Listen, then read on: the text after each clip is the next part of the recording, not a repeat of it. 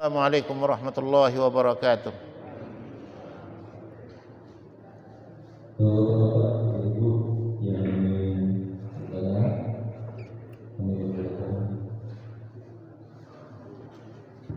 Silakan, Pak.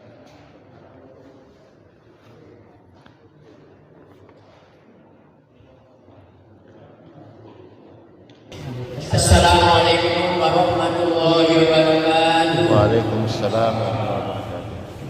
Sebelumnya minta maaf karena pertanyaan saya di luar tema yang sudah sampaikan, yaitu insya Allah kita sebentar lagi akan ketemu dengan hari raya Islam, yaitu hari raya Idul Adha atau dikenal dengan hari raya Kurban yang jatuh pada 10 Dzulhijjah. Sebagaimana kita ketahui bersama, 2 hari sebelum hari H itu kita dianjurkan untuk puasa sunnah, yaitu puasa sunnah kalau nggak salah Tarwiyah dan Arafah. Nah, di antara kedua puasa itu mana yang lebih kuat dasar hukumnya atau harus dikerjakan kedua-duanya? Sementara itu dulu. Terima kasih. Assalamualaikum warahmatullahi wabarakatuh.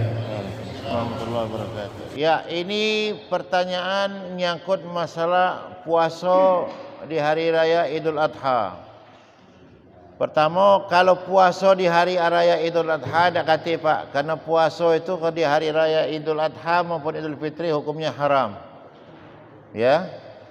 Tapi puasa itu di hari Arafah. Hari Arafah itu adalah hari yang jatuh pada tanggal 9 Zulhijjah, sehari sebelum hari raya Idul Adha.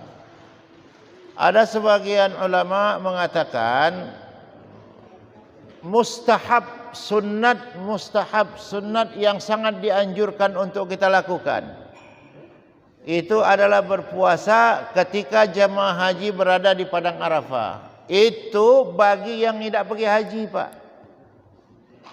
Kalau wong yang pergi haji gugur mustahabnya itu, tidak kata lagi anjuran. Tapi bagi wong di Palembang, di Jakarta, selain daripada yang menunaikan ibadah haji, sangat dianjurkan untuk kita lakukan. Terutama pada tanggal 9 Zulhijjah, hari Arafah itu. Adapun jemaah haji, ngapa tidak dianjurkan? Karena jemaah haji itu semuanya dikelompokkan dalam status musafir. Karena itu wong pergi haji, Pak, sembahyang di Arafah itu selalu dijamak dan dikosor untuk di Arafah. Kalau di Mina, solatnya dikosor tapi tidak dijamak. Ini kadang-kadang ada jemaah yang protes, Ustadz kita kan tidak kata gawe di padang Arafah ini. Pacak sembahyang zuhur 4 rakaat, kaki asar 4 rakaat, maghrib 3 rakaat. Uji aku, Pak, kita beribadat ini bukan dengan perasaan, tapi dengan ilmu dan tuntunan. Rasulullah sallallahu alaihi wasallam ketika beliau menunaikan ibadah haji, sembahyang di padang Arafah itu semua solatnya kecuali subuh, Pak ya, dilakukan dengan cara jamak, takdim dan qasar. Artinya apa, Pak? Rasulullah melakukan solat zuhur dengan asar di waktu zuhur. 2 rakaat. Pacak kita, Pak, nak gawe ke 4 zuhur kage 4 asar. Boleh tak? Boleh. Tapi kita beribadat sudah tidak mencontoh Rasulullah SAW. Nah, pertanyaan Bapak tadi, mana yang lebih bagus gitu? Apakah tanggal 9 dengan tanggal 8? Apa tanggal 9 baik? Apa tanggal 9 tidak? Tanggal 8 baik? Kedua-duanya bagus kalau, Pak. Yang penting Bapak ada niat nak berpuasa, nak menjalankan sunnah Rasulullah SAW. Baik itu berpuasa di tanggal 8 Zulhijjah, hari Tarwiyah namanya itu. Bukan Tarwiyah, iya Tarwiyah ya, bukan hari Tasyrik, hari Tarwiyah. Tarwiyah itu tanggal 8 Zulhijjah. Tanggal 9 hari wukuf, tanggal 10 Idul Adha. Tanggal 8 dengan tanggal 9 nak kita lakukan puasa, bagus. Nak tanggal 9 baik, bagus. Tanggal 8 baik, jadilah. Tidak tanggal 8, tidak tanggal 9, itu yang tidak bagus, Pak. Itu Pak ya. Oke ya. Silakan Ibu. Assalamualaikum warahmatullahi wabarakatuh. Waalaikumsalam. Melanjutkan pertanyaan Bapak tadi, itu katanya ada tanggal 8, tanggal 9. Bagaimana kalau misalnya saya setiap tahun itu dari tanggal 1, Pak? Apa Bu? 1 Zulhijjah malah saya puasa di bulan Arafah, bulan Zulhijjah ini dari tanggal 1 ya malah sampai tanggal 9, kemudian dilanjutkan tanggal yang hari Idul Adha itu kita sudah salat Id gitu Pak. Nah, apakah boleh begitu Pak? Itu pertanyaan saya. Terima kasih. Jadi 9 hari plus Idul Adha saja. Terima kasih Pak. Assalamualaikum warahmatullahi wabarakatuh. Terima kasih Bu. Aku baru hari ini mendengar ada orang puasa itu dari tanggal 1 Muharram, 1 Zulhijjah sampai tanggal 9 Zulhijjah. Bukan baru mendengar artinya kaget, bukan, tapi dasar hukum yang kita lakukan dalam beribadat itu belum aku temukan. Itu Bu ya. Cuman kalau tanggal 8 dan tanggal 9 memang ada anjuran. Tapi kalau tanggal 1 ataupun puasa kapanpun boleh, kecuali hari Idul Adha dengan Idul Fitri itu tidak boleh. Selain daripada itu Ibu mau puasa terus juga tidak apa-apa. Asalkan puasa yang kita lakukan itu bukan sekedar untuk menyiksa badan kita. Misal ada kalau di Jawa itu namanya puasa mutih segala macam itu Pak ya. Nah, yang puasa-puasa seperti itu kan tujuannya itu bukan karena Allah Subhanahu wa taala, tapi sekedar untuk mendapatkan ilmu kanuragan dan lain sebagainya. Maka niat seperti itu kurang tepat sasaran dalam beribadah, Bu. Oleh karenanya aku sarankan kalau kita beribadat harus didasari dengan ilmu. Artinya apa? Apa jadi dasar kita dalam menjalankan ibadah itu? Ada tak tuntunan baginda Rasulullah atau ketentuan Al-Quran? Nah, ada juga namanya puasa dahar. Kalau istilah bahasa kita ni puasa Nabi Daud, apa ya? Sehari puasa, sehari tidak, sehari puasa, sehari tidak. Itu memang ada ketentuan. Tapi kalau ada niat untuk memang sengaja nak berpuasa dari tanggal 1 sampai dengan tanggal 9 Zulhijjah itu tidak ada ketentuan. Tapi kalau namanya puasa nak digawikan juga tidak apa-apa. Itu Bu ya. Sebab kita manusia ini Bu, semakin sering perut kita kosong, semakin hati kita dekat sama Allah Subhanahu wa taala.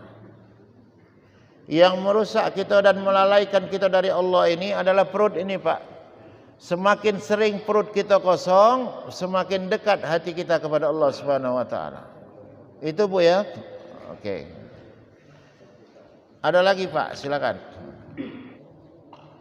Assalamualaikum. Waalaikumsalam. Mohon maaf. Kalau kita Tuhan itu sejak tanggal 1 sampai bulan sembelih kita tidak boleh memotong kuku, tidak boleh memotong rambut, dan semua yang ada pada kita tidak boleh dipotong. Ya. Penjelasan berapa itu. Tapi kalau kita kurban itu atas nama orang tua kita, apakah kita tidak harus melakukan yang seperti tadi? Terima kasih. Ya, ada anjuran baginda Rasulullah sallallahu alaihi wasallam bagi orang yang berniat untuk berkurban, kurban ya Pak ya. Sebab kita harus pisahkan, ada kurban, ada akikah, ada juga kalau orang pergi haji itu dam namanya. Yang dianjurkan oleh baginda Rasulullah itu bagi mereka yang berniat untuk berkurban, dianjurkan untuk tidak memotong kuku dan memotong rambut atau segala macam yang ada melekat di badan di tubuhnya mulai dari tanggal 1 Zulhijjah itu. Setelah darah itu dialirkan baru dibolehkan. Itu memang ada ketentuan Pak. Ada anjuran dari baginda Rasulullah SAW. Tapi kalau dalam keadaan darurat boleh. Misal bagi bapak ibu yang punya niat untuk berkorban, tapi dalam suatu keadaan tertentu mungkin ada yang menimbulkan rasa sakit dan lain sebagainya, maka itu boleh dipotong. Jadi pertanyaan lagi, bagaimana kalau seandainya saya berkorban tapi niat korban itu untuk orang tua saya? Tetap Pak, siapapun yang nak nyembelihnya itu, dia yang mengalirkan darahnya itu, maka dia yang untuk menjaga ketentuan Rasulullah SAW seperti itu. Apalagi mohon maaf, orang tua kita udah meninggal ya Pak ya. Di Palembang ini Pak, banyak masyarakat ini berkorban untuk orang tuanya yang sudah meninggal. Ya Pak ya? Ada di sini Pak. Nah, berkorban itu sebenarnya untuk kita yang masih hidup ini Pak. Korban itu untuk diri kita dewe. Sama halnya akikah. Akikah itu tugas wong tua kita, bukan tugas kita. Ini kadang-kadang bapak nyembelih kambing, aku dulu tidak tahu ji. Dikekai oleh apa tidak oleh bapak aku dulu kan. Jadi aku kekah untuk diri aku. Aku bilang Pak, itu namanya dianggap sedekah baik. Kalau akikah itu gawe wong tua kita, tanggung jawab wong tua. Adapun wong tua tidak pacak akikah kita karena mungkin dia tidak punya pada saat itu, tidak apa-apa. Tapi kamu nak akikah diri kamu dewe itu jadi lucu Pak. Dah kata dasarnya ilmunya. Iya, banyak haji ya. Akikah diri dia dewe.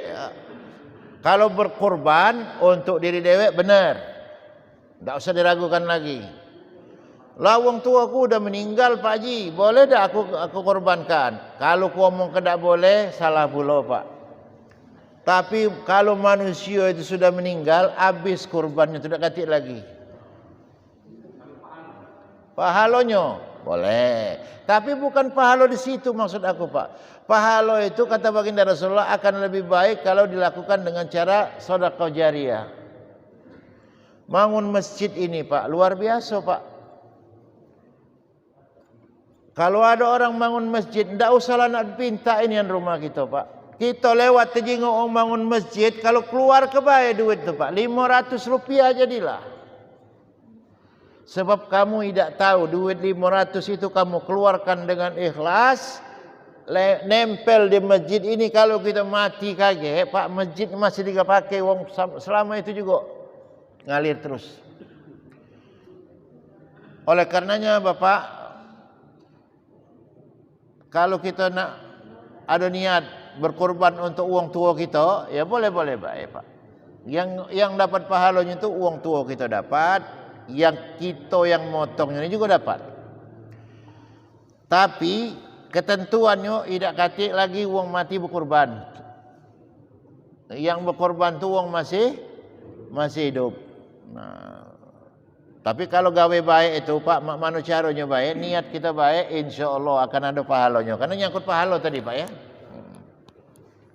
Itu Pak. Masih bingung?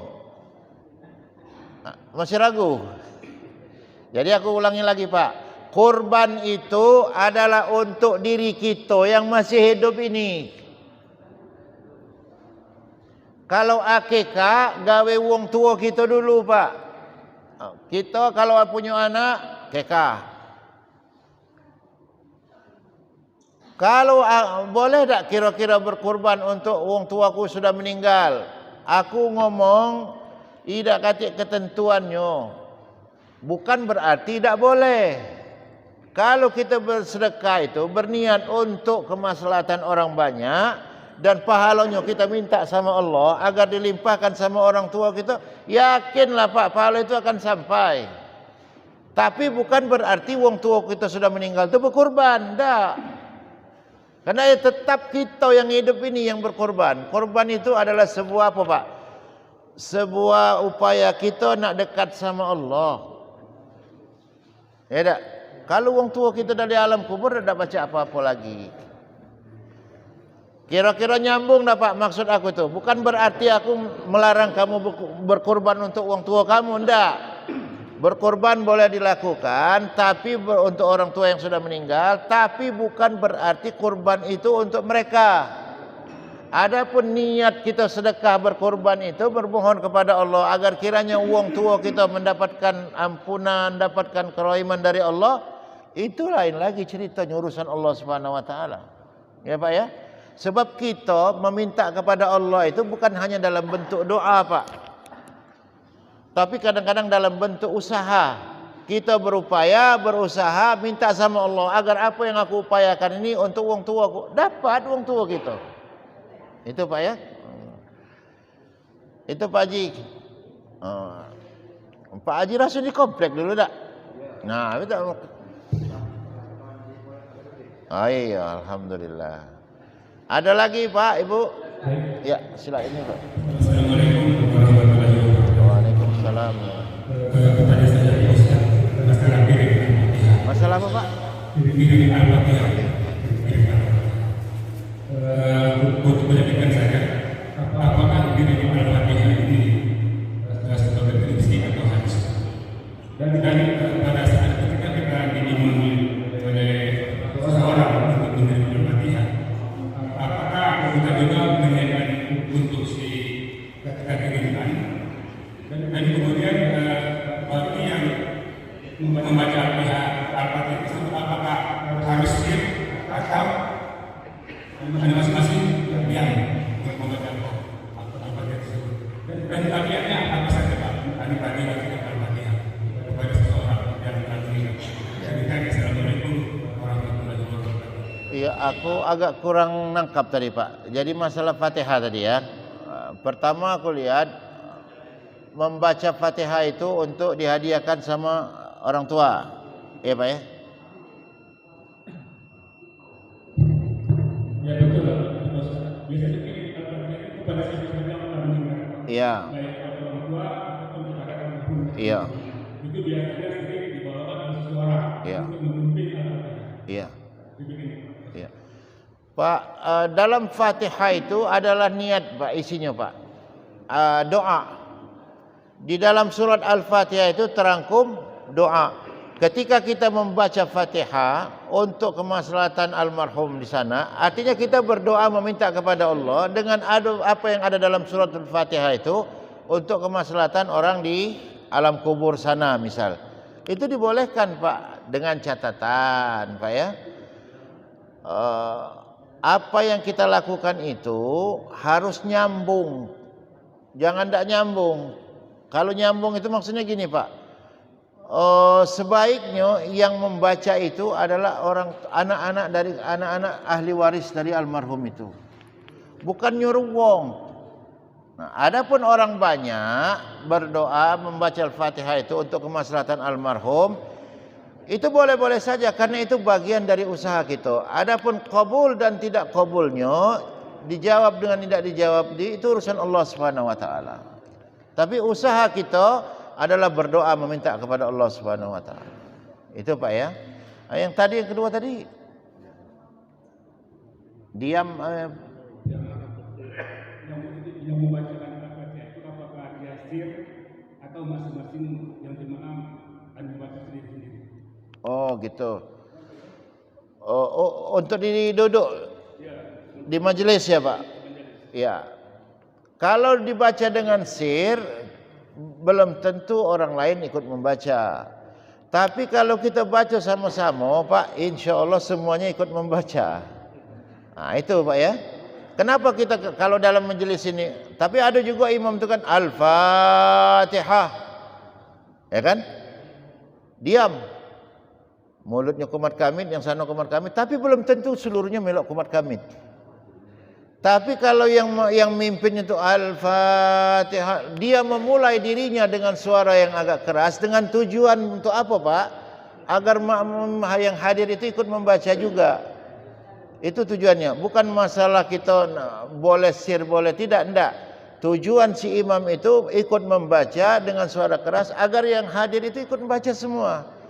Tapi kalau kita baca Al-Fatihah, udah itu kita diam. Paling sikok dua kok yang melo bacaan, yang lainnya kumat kami entah ngomong apa bacaan kita tidak tahu. Tapi kalau kita mulai dari yang mimpin itu Al-Fatihah, A'udzu billahi minasyaitonir rajim. Bismillahirrahmanirrahim.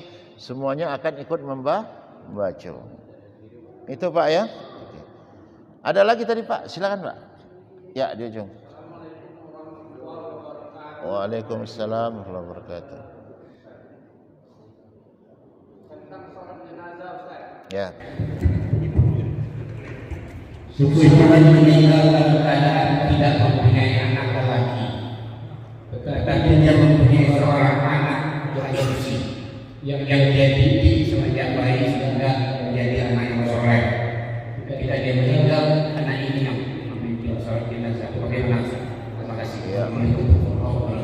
Waalaikumsalam warahmatullahi wabarakatuh. Ini anak adopsi Pak ya. Apakah dia masuk bagian daripada anak yang soleh yang dalam ketentuan Nabi yang mendoakan itu? Anak adopsi Pak, kalau kita adopsi seseorang dari kecil dan kita didik mereka itu untuk dekat sama Allah Subhanahu wa taala, maka secara sir anak adopsi itu akan sama dengan anak kandung kita Pak. Ya Pak, dalam doa Pak ya.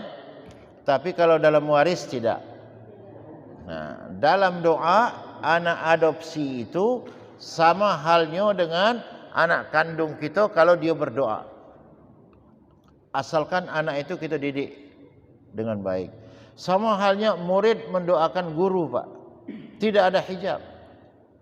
Apa yang dipinta oleh guru untuk kemaslahatan muridnya dikabulkan Allah. Apa yang diminta oleh muridnya untuk kemaslahatan gurunya akan dikabulkan Allah. Apalagi anak adopsi, mohon maaf itu Pak, itu sudah melekat hati kita. Dan di hadapan Allah Subhanahu wa taala, Allah itu Maha tahu Pak. Anak ini bisa berdoa karena berkat didikan kita. Maka ilmu yang kita warisan sama anak ini akan menjadi wasilah kita untuk mendapatkan keringanan dari Allah Subhanahu wa taala. Oleh karena itu Pak Ibu, banyak orang takut ngadopsi wong nih dah ngangkat anak nih. Memang kadang-kadang anak ini jadi fitnah Pak ya. Kalau kita tidak benar didiknya. Apalagi kalau anak adopsi ini dari adopsi yang mohon maaf itu kita tidak tahu latar belakangnya. Tidak tahu latar belakang itu tidak katik garis nasab dengan kita. Maka itu nyangkut masalah batal dan tidak batalnya wuduk kita Pak. Kalau dia anak betina kita angkat bapak dan ibu. Kalau dia sudah balik lagi batal wuduk kita dengan dia. Apalagi kalau dia nikah nanti bapak ibu, kadang-kadang ada wong tua ni Pak dak lemak nyakit ke hati budak ji kalau kunjuk tahu. Dia ni bukan anak kandungku. Kalau aku tidak jadi walinya, siapa? Pak, kalau nyangkut masalah ibadah ni bukan lemak tak lemak, tapi benar apa tidak itu? Haram apa halal? Kalau bukan kita walinya, jangan kita nikahkan. Kecuali, bapak budak itu tu kita tahu, kita minta izin sama bapaknya tu untuk menikahkan anaknya tu. Maka pada saat itu status kita menjadi hakim, Pak. Status kita jadi hakim tu boleh. Tapi kalau kita niat nak ngomong aku nikahkan dan aku kawinkan anak perempuanku, padahal dia bukan anak gadis kita kandung, maka batal nikahnya itu, Pak. Dah sah Pak. Oh ini tak lemak. Jangan masalah lemak tak lemak. Kan ini hukum ketentuan Pak. Sebab kalau kita tidak benar di awal, ke belakang rumah tangganya semakin rusak. Kita bertanggung jawab kerusakan itu. Sama halnya, mohon maaf Pak, anak yang lahir dari bukan tabung Pak. Aku dah jauh ego masalah tabung tu. Dari misalnya ini ya Pak. Kalau tabung tu dianggap anak kandung Pak, karena sperma dia itulah. Nah, itu. Tapi ini ada anak yang lahir dari proses tidak melalui proses nikah. Ya, kita ni Pak, mohon maaf Pak, sering nganten ke anak kalau anak tu perutnya lebih besar. Ya, Bu, dengar tak Bu? Kita ni ngawinkan budak, perut budak ni lebih besar kadang-kadang tu. Apa hukumnya nikah model itu? Haram. Tidak sah. Tidak boleh ditemukan. Kita ni banyak Pak yang model itu. Karena kecelakaan, budak ini dikawinkan. Dipendap ke dalam rumah. Kalau nak ketentuannya, tidak boleh Pak. Ini anak harus diasingkan terlebih dahulu. Sampai dia lahir dewek, baru kita nikahkan Pak. Baru sah nikahnya. Sebab nikah itu tidak boleh dalam keadaan hamil. Tapi di tengah masyarakat kita ni kebanyakan Pak. Lah kecelakaan Ustaz 4 bulan maka kami kawinkan. Yang lucunya ngomong dengan aku tu Ustaz pula. Jadi kamu yang ngawinkan? Iya Ustaz, aku ngawinkan. Tak boleh Pak. Nikah itu wong yang dah hamil. Kalau wong sudah hamil tak boleh dinikahkan. Kapan nak nikahkannya? Nanti Pak, setelah proses kelahiran. Jadi dia di perutnya tu tak kasih. Binnya balik ke mana budak ini tadi? Binnya balik ke Abdul bin maknya, bukan bin bapaknya. Karena bukan status bapaknya pada saat itu. Memang ini Pak menyakitkan Pak ya, tapi ini hukum kusampaikan. Karena banyak terjadi di tengah masyarakat kita. Ini menyakitkan untuk kita dengar, tapi inilah ketentuannya, hukum. Oleh karena itu Bapak dan Ibu, anak adopsi, anak angkat itu boleh menjadi imam kita Pak. Karena dia bisa menjadi imam itu karena berkat didikan kita. Sebab kadang-kadang Bapak dan Ibu, anak adopsi lah yang lebih hatinya dekat sama kita ketimbang anak kandung kita dewek. Itu Pak Ibu ya. Itu Pak. Yang kedua Ustaz. Oh masih iya. Sekarang Fulan tidak mempunyai anak lelaki, tapi dia punya menantu banyak. Ketika Fulan meninggal, menantu yang memimpin sholat jenazah. Dia menazah. Terima kasih. Menantu itu jadi anak kita Pak. Ya. Istri kita ini dengan menantu kita tidak batal lagi wuduknya Pak. Kenapa? Karena dia sudah haram untuk nikah dengan istri kita. Itu Pak ya. Jadi boleh menantunya. Oleh karena itu Pak, pacak-pacaklah kamu milih menantu tu Pilih ustaz, pilih yang hafal Quran. Jangan milih menantu yang galak ngepeli ayam. Kita itulah yang bakal peningnya kakek. Ya. Habis Pak? Habis. Kalau habis, alhamdulillah, mohon maaf atas segala kekurangannya. Mudah-mudahan Allah memberikan apa yang kita dapatkan pada hari ini menjadi petunjuk dalam hidup kita. Mudah-mudahan Allah memberikan petunjuk kepada kita untuk semakin dekat kepada baginda Rasulullah, dan dengan dekatnya kita kepada baginda Rasulullah akan mengantarkan kita ke dalam kebahagiaan dunia dan akhirat dan syurganya Allah Subhanahu wa taala. Mari kita tutup dengan bersama-sama berdoa. A'udzu billahi minasyaitonir rajim. Bismillahirrahmanirrahim. Alhamdulillahi rabbil alamin. Hamdan yuafi ni'amahu wa yukafi'u mazida. Ya Rabbana lakal hamdu kama yanbaghi li jalali wajhikal karim wa li'azimi sultanik. اللهم صل وسلم وبارك على سيدنا محمد وعلى آله وأصحابه أجمعين. اللهم اجعل جمعنا هذا جمعا مرحوما وتفرقنا من بعده تفرقا معصوما. اللهم لا تدع لنا في مقامنا هذا ذنبا إلا غفرته ولا هما إلا فرجته ولا مريضا إلا شفيته ولا دينا إلا قضيتها ويسرتها.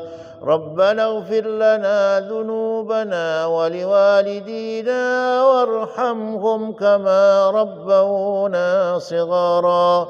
ربنا آتنا في الدنيا حسنة وفي الآخرة حسنة وقنا عذاب النار وأدخلنا الجنة مع الأبرار يا عزيز يا غفار يا رب العالمين.